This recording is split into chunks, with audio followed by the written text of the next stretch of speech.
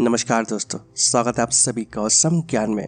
और आज इस वीडियो में हम जानेंगे सीमेंट के बारे में कि फैक्ट्री में सीमेंट कैसे बनता है, इसे बनाने में किन किन चीजों का इस्तेमाल किया जाता है, और साथ ही इस वीडियो में हम जानेंगे कि असली और नकली सीमेंट को कैसे पहचाने।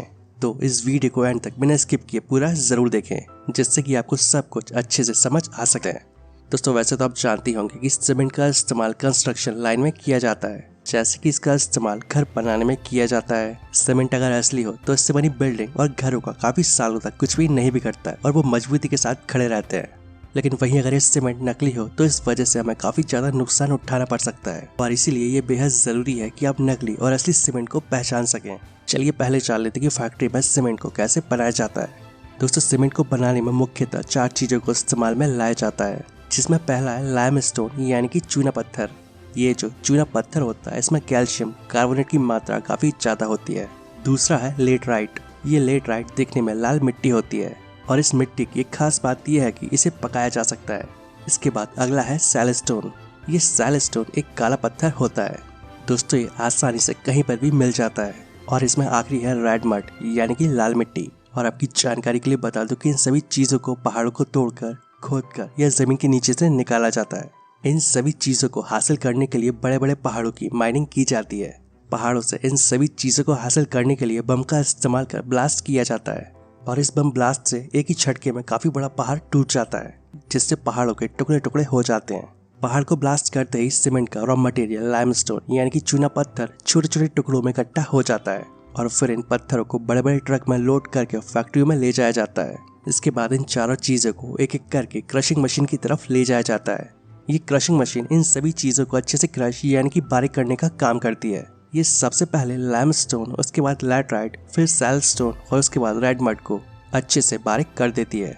इसके बाद इन चारों चीजों को अच्छे से आपस में मिक्स करके कन्वेयर बेल्ट के जरिए इन्हें आगे भेजा जाता है, और इस सारे के सारे रॉ मटेरियल को एक बड़ी सी गर्म भट्टी से गुजारा जाता है। दोस्तों, ये जो सीमेंट की भट्टी होती है वो बड़े बड़े लोहे के पाइप जिन्हें नालों में डाला जाता है उसके जैसी होती है, और ये लोहे की घुमावदार भट्टी बेहद मजबूत होती है। और इस भट्टी का टेम्परेचर 1400 डिग्री से लेकर 1600 डिग्री तक होता है। और जब इस भट्टी में ये रॉ मटेरियल अच्छे से पक जाता है तो वो बिल्कुल गर्म लोहे के जैसा लगता है। और इस प्रोसेस को इस वजह से किया जाता है ताकि इसके रासायनिक बंधन टूट जाए और फिर से इसके अंदर एक नया कंपाउंड पैदा हो जाए, और जिससे इसके अंदर एक ईंट को दूसरी ईंट से चिपकाने की ताकत पैदा हो जाती है। भट्टी से निकलने के बाद ये सीमेंट काफी बारीक बारीक टुकड़ों के रूप में निकलता है, और इन सभी टुकड़ों को क्लिंकर कहा जाता है। और अब इन सभी क्लिंकर यानी कि बारीक टुकड़ों को एक बड़े से ग्राइंडर के जरिए पीसा जाता है, और साथ ही जिप्सम पाउडर को इसमें अच्छे से मिक्स किया जाता है। और इस जिप्सम पाउडर का काम होता है सीमेंट का मिक्सचर बनाते समय उसे जल्दी गाढ़ा होने से रोकना।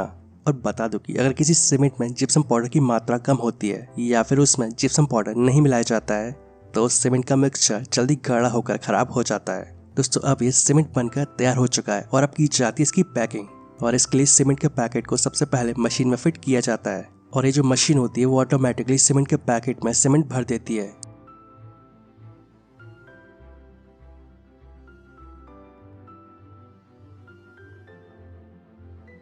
चलिए अब जान लेते हैं कि असली और नकली सीमेंट को कैसे पहचाने।